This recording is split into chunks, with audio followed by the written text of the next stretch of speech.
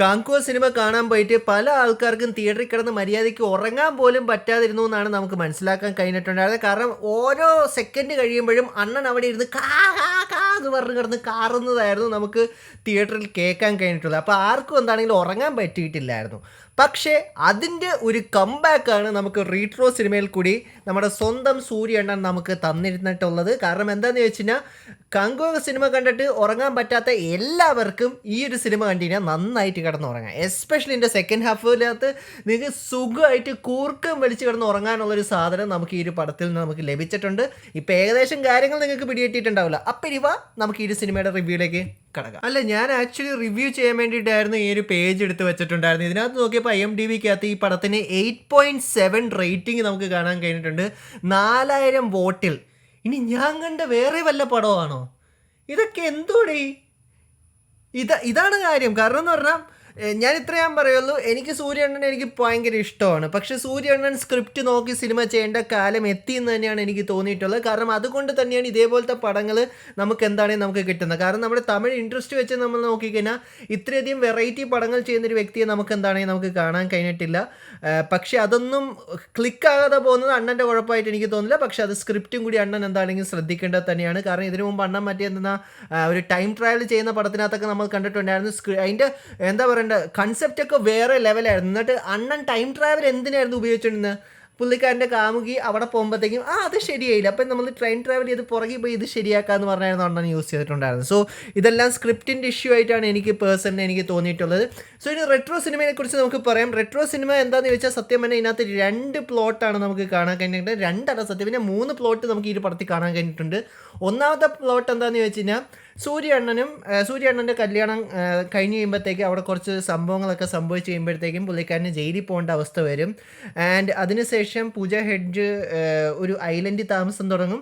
അപ്പോൾ 5 വർഷത്തിന് ശേഷം പൂജയെ കണ്ടുപിടിക്കാൻ വേണ്ടി പോകുന്ന അണ്ണൻ്റെ ഒരു ജേണിയാണ് നമുക്ക് കാണാൻ കഴിയുന്നത്. ഇമാതിരി ക്രിഞ്ചായിട്ടുള്ള റിലേഷൻഷിപ്പ് ഞാൻ അടുത്തൊന്നും ഞാൻ കണ്ടിട്ടില്ല ഒരു സിനിമയെ പ്രൊട്ടക്റ്റ് ചെയ്യുന്ന.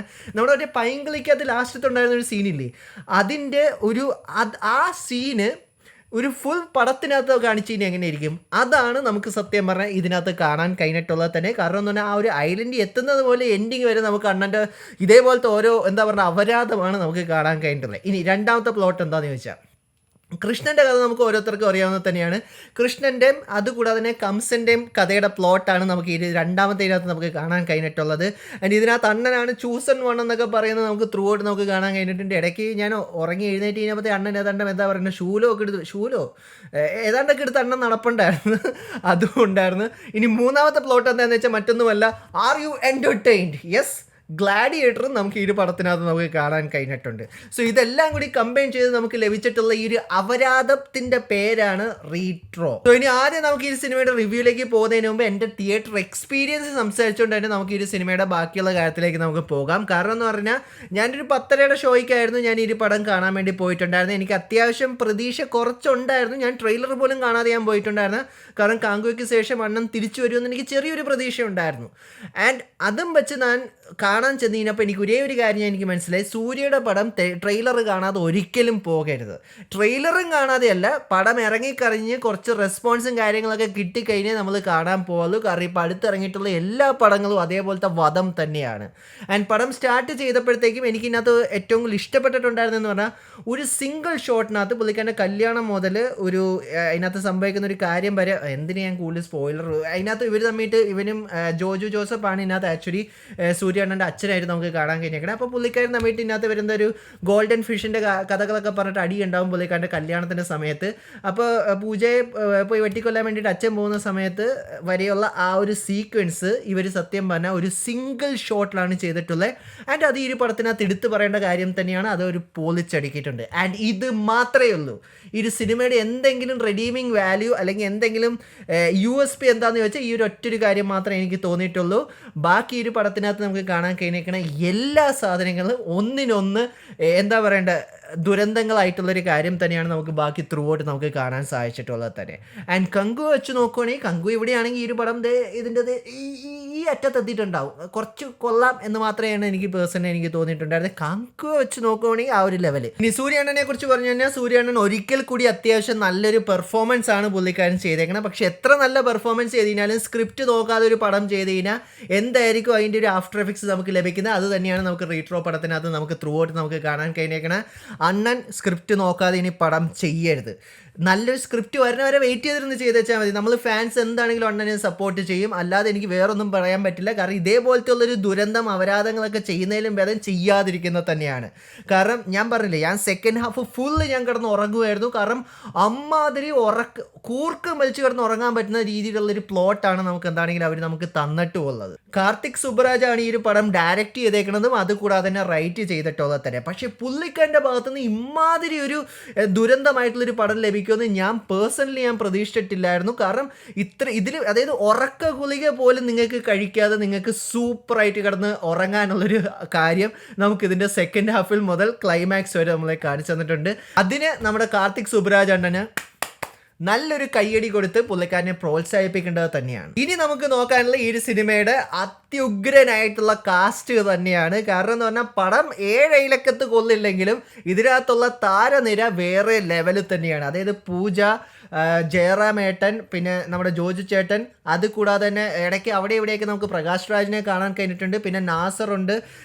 ഇത്രയും വലിയൊരു താരനിരയുള്ളൊരു പടമാണ് നമുക്ക് ത്രൂ ഔട്ട് റീട്രോയിൽ നമുക്ക് കാണാൻ കഴിഞ്ഞിട്ടുള്ളത് തന്നെ.